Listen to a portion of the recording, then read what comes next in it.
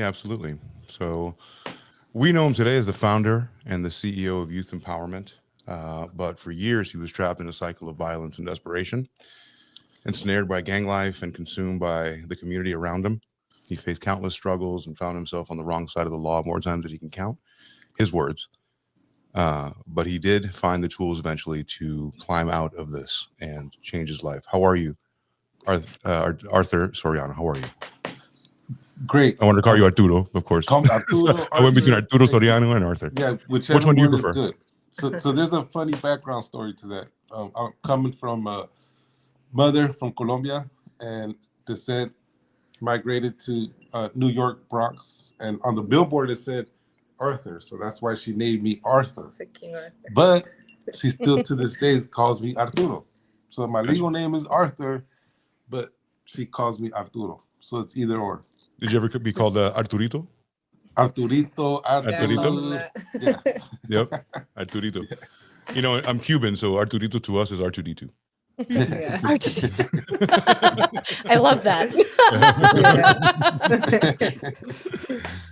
So yeah, welcome. Man, we have a lot of questions for you. I know that you have a big story to tell, and you have you know, you do this for a living, so I know you're going to be detailed in what you want to talk about and what's important to you. So let's go from the beginning, ladies, if you don't mind me asking. Absolutely. Absolutely. How did this all come about? Tell us about, you know, growing up where you did and what got you into this life of crime, I guess. I know it's overdone, but what got you into this?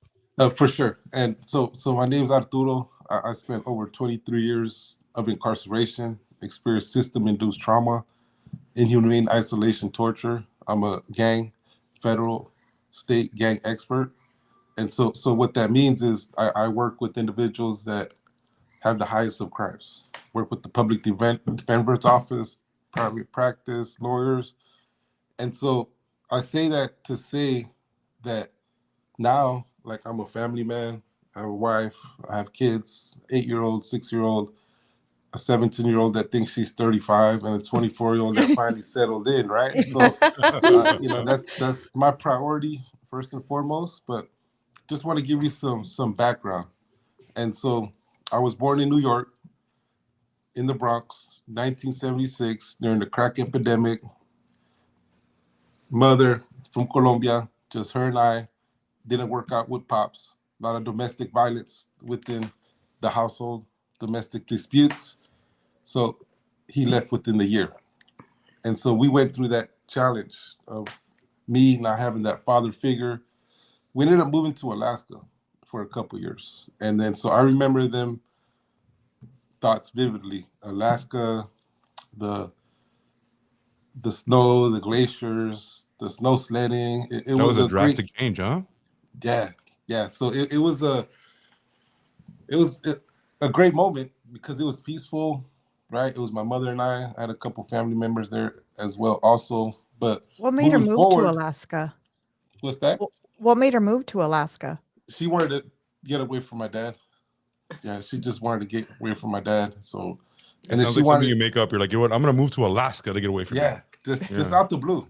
I'm gonna move to Alaska, right? And so, how old were you then? While in Alaska, then she had another thought 2 years later, like, I'm moving to Sandiego.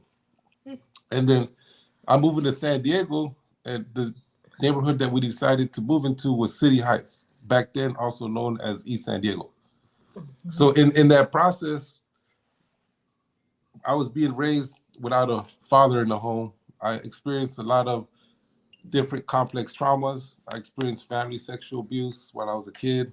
I went to Colombia when I was 6 years old. While I was there, I remember seeing my first murder right in front of my mamita's house.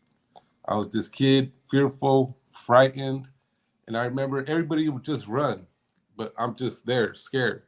And my grandmother would grab me, like, smack me across the face, and you better get inside the house because it's a routine there, right? If something happens, everybody's already programmed and knows what they're going to go do, which is run in the house. So as a kid, I experienced all these different complex traumas. So I had a lot of anger, a lot of fear, a lot of resentment and boredom, and I didn't know how to handle them feelings. And so when I came to San Diego, I went through the school system. During that time, City Heights, there was no police station there. The closest police department was 10 miles away, which is at Warren Road. It was a high infested crime rate activity. We're talking about the late 1980s, early 1990s. During that time, there was a lot of activity with gangbanging, in particular in California. And so being raised in that neighborhood, single mom, I was a latchkey kid. What latchkey means is my mother would latch the key because she had 2 jobs. She had to work in the morning, in the afternoon, cleaning homes, Coronado, different homes. And so she had to bring in the bacon, right? And do everything in her power to keep us alive.